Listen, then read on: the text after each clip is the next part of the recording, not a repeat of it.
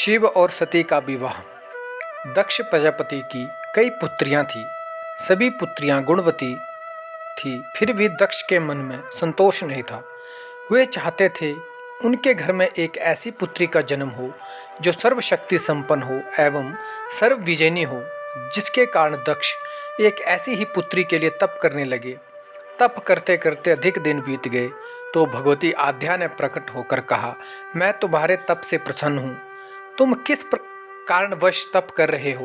दक्ष ने तप करने का कारण बताया तो माँ बोली, मैं स्वयं पुत्री रूप में तुम्हारे यहाँ जन्म धारण करूंगी। मेरा नाम होगा सती। मैं सती के रूप में जन्म लेकर अपनी लीलाओं का विस्तार करूंगी। फलतः भगवती आद्या ने सती रूप में दक्ष के यहाँ जन्म लिया। सती दक्ष की सभी पुत्रियों में सबसे अलौकिक थी। सती ने बाल्यावस्था में ही कई ऐसे अलौकिक आश्चर्यचकित करने वाले कार्य कर दिखाए थे, जिन्हें देखकर स्वयं दक्ष को भी विस्मयता होती रहती थी। जब सती विवाह योग्य हो गई तो दक्ष को उनके लिए वर की चिंता होने लगी। उन्होंने ब्रह्मा जी से इस विषय में परामर्श किया। ब्रह्मा जी ने कहा, सती आद्या का अवतार है।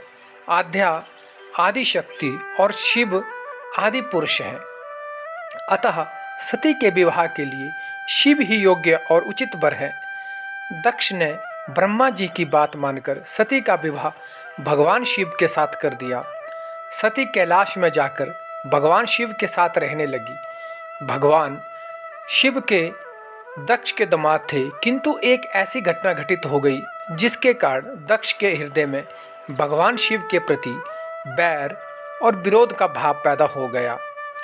एक बार देवलोक में ब्रह्मा ने धर्म के निरूपण के लिए एक सभा का आयोजन किया था। सभी बड़े बड़े देवता सभा में एकत्र हो गए थे। भगवान शिव भी इस सभा में बैठे थे। सभा मंडल में दक्ष का आगमन हुआ। दक्ष के आगमन पर सभी देवता उठकर खड़े हो गए, पर भगवान शिव खड़े नहीं हुए। उन्होंने दक्ष को प्रणाम भी नहीं किया। फलतः दक्ष ने अपमान का अनुभव किया। केवल यही नहीं, उनके हृदय में भगवान शिव के प्रति ईर्ष्या की आग जल उठी। वे उनसे बदला लेने के लिए समय और अवसर की प्रतीक्षा करने लगे। एक बार सती और शिव कैलाश पर्वत पर बैठे हुए परस्पर वार्तालाप कर रहे थे। उसी समय आकाश मार्ग से कई विमान कनखल की ओर जाते हुए दिखाई पड़े। सती ने उन विमानों को देखकर भगवान शिव से पूछा, प्रभु, ये सभी विमान किसके हैं और कहाँ जा रहे हैं? भगवान शंकर ने उत्तर दिया, आपके पिता ने बहुत बड़े यज्ञ का आयोजन किया है। समस्त देवता और देवांगनाएं इन विमानों में बैठकर उसी यज्ञ में सम्मिलित होने के लिए जा रहे हैं। इस पर सती ने दूसरा प्रश्न किया, क्या मेरे पिता ने आपको यज्ञ में सम्मिलित होने के लिए नहीं बुलाया? भगवान शंकर ने उत्तर दिया, आपके पिता मुझसे बैर रखते हैं, पर वे मुझे क्यों बुलाने लगे? सती मन ही मन सोचने लगी। फिर बोली, यज्ञ के इस अवसर पर अवश्य मेरी सभी बहनें आएंगी। उनसे मिले हुए बहुत दिन हो गए। यदि आपकी अनुमति हो तो मैं भी अपने पिता के घर जाना चाहती हूँ। यज्ञ में सम्मिलित हो लूँगी और बहनों से भी मिलने का सुअवसर मिलेगा। भगवान शिव ने उत्तर दिया, इस समय वहाँ जाना उचित नहीं होगा। आपके पिता मुझसे जलते हैं। हो सकता है वे आपका भी अपमान करें। बिना बुलाए किसी के घर जाना उचित नहीं होता। इस पर सती ने प्रश्न किया, ऐसा क्यों? भगवान शिव ने उत्तर दिया, विवाहिता लड़की को बिना बुलाए पिता के घर नहीं जाना चाहिए, क्योंकि विवाह हो जाने पर लड़की अपने पति की हो जाती है। पिता के घर से उसका संबंध टूट जाता है। लेकिन सती पीहर जाने के लिए हट करती रही। उनकी बात बार बार दोहराती रही। उनकी इच्छा देखकर भगवान शिव ने पीहर जाने की अनुमति दे दी। उनके साथ अपना एक गण भी साथ में भेज दिया। उस गण का नाम वीरभद्र था। सती वीरभद्र के साथ अपने पिता के घर गई। घर में सती से किसी ने भी प्रेम पूर्वक वार्तालाप नहीं किया। दक्ष ने उन्हें देखकर कहा, क्या यहाँ मेरा अपमान कराने आई हो? अपनी बहनों को तो देखो, वे किस प्रकार भांति भांति के अलंकारों और सुंदर वस्त्रों से सुसज्जित हैं।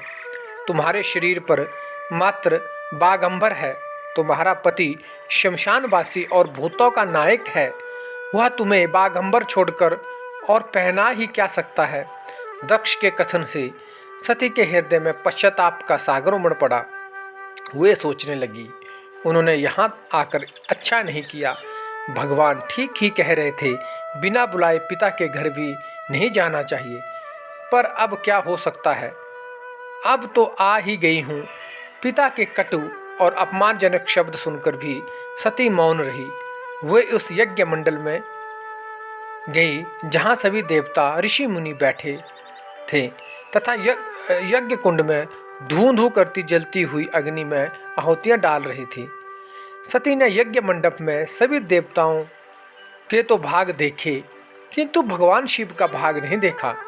वे भगवान शिव का भाग न देखकर अपने पिता से बोली, पितृश्रेष्ठ, यज्ञ में तो सबके भाग दिखाई पड़ रहे हैं, किंतु कैलाशपति का भाग नहीं है। आपने उनका भाग क्यों नहीं रखा? दक्ष ने गर्व से उत्तर दिया, मैं तुम्हारे पति शिव को देवता नहीं समझता। वह तो भूतों का स्वामी है, नग्न रहने वाला और हड्डियों की माला धारण करने वाला है। वह देवताओं की पंक्ति में बैठने योग्य नहीं है, उसे कौन भाग देगा? सती के नेत्र लाल हो उठे, उनकी भौहें कुटिल हो गई, उनका मुखमंडल प्रलय के सूर्य की भांति तेजोदीप्त हो उठा। उन्होंने पीड़ा से तिल मिलाते हुए कहा, ओहो, मैं इन शब्दों को कैसे सुन रही हूँ? मुझे धिक्कार है।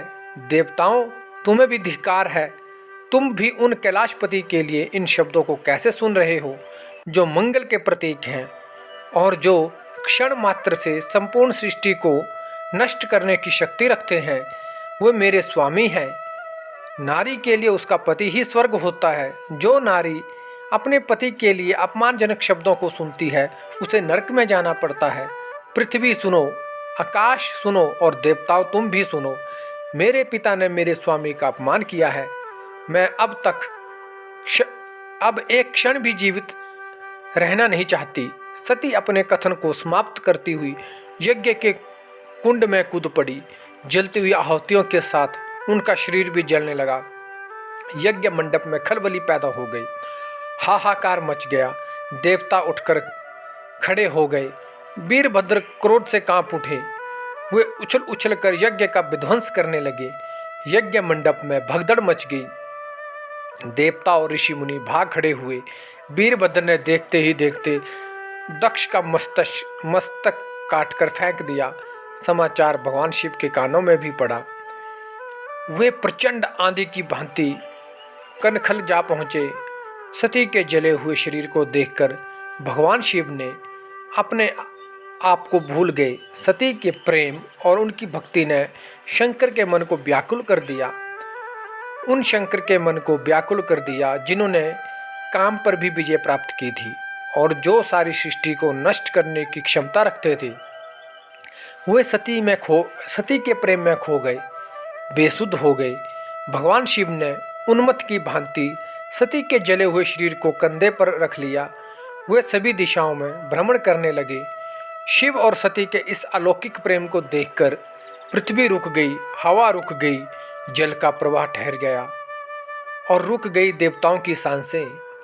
सृष्टि व्याकुल हो उठी।